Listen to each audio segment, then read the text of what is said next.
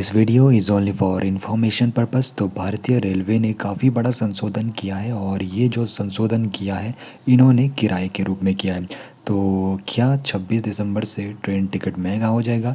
Train ticket महंगा होगा तो किन किन पर इसका असर होने वाला है, तो सब कुछ विस्तार से हम आज समझने वाले हैं। तो ट्रेन का सफ़र महंगा होगा, जी हाँ बिल्कुल।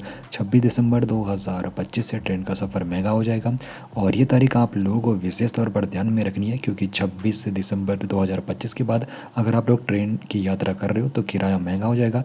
लेकिन कहाँ कहाँ पर महंगा होगा इस बात को भी आप लोगों को समझना होगा।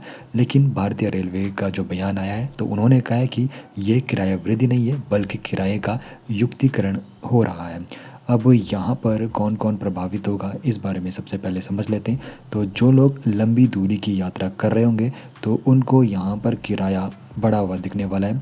तो लंबी दूरी की यात्रा करने वाले जो यहाँ पर ट्रैवलर्स है तो किराया उनके लिए बढ़ा है। तो यहाँ पर साधारण श्रेणी के लिए अगर यात्रा 215 किलोमीटर से ज़्यादा है तो 1 पैसा प्रति किलोमीटर वृद्धि रहेगी।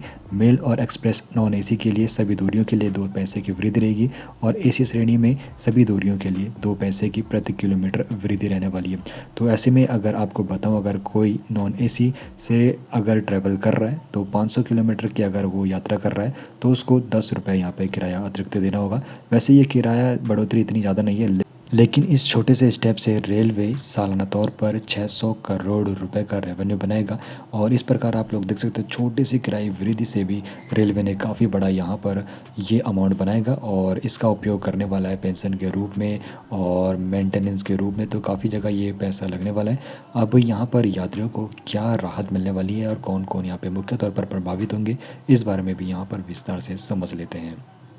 तो जो लोग अफेक्टेड रहने वाले हैं, तो अगर कोई 215 किलोमीटर से ज़्यादा की यात्रा कर रहा है, लंबी दूरी की यात्रा कर रहा है, एसी श्रेणी में कर रहा है, तो वहाँ पर किराया बढ़ता हुआ प्रतीत होने वाला है। लेकिन लोकल अगर कोई सफ़र कर रहा है तो उनको किराए में कोई भी बढ़ोतरी नहीं होने वाली है। अब ये किराया क्यों बढ़ाया गया है, तो रेलवे का यहाँ पर जो मकसद है उसको यहाँ पर समझ लेते हैं। तो यहाँ पर जो तर्क दिया जा रहा है, तो किराया जो बढ़ाया गया है तो कर्मचारियों, पेंशन और नेटवर्क विस्तार पर खर्च पिछले 1 दशक में काफ़ी बढ़ गया है, इसीलिए यहाँ पर ये किराया बढ़ा है। अब यहाँ पर मैं आपको कुछ डेटा बताता हूँ। तो यहाँ पर आपको बताऊँ मैन पावर लागत जो बढ़ी है तो यहाँ पर 1,15,000 रही पिछले साल और पेंशन का जो बोझ है वो भी यहाँ पे 60,000 करोड़ का रहा और कुल परिचालन यानी कि ऑपरेशनल जो कॉस्ट रहा वो 2 लाख करोड़ से भी ज़्यादा का रहा। तो यही वो कारण थे जिसके लिए रेलवे को सोचना पड़ा और फिर किराया वृद्धि हुई। तो क्या यह मामूली वृद्धि रेलवे की आर्थिक स्थिति सुधार पाएगी? आपकी इस बारे में क्या राय है, कमेंट में बताइए।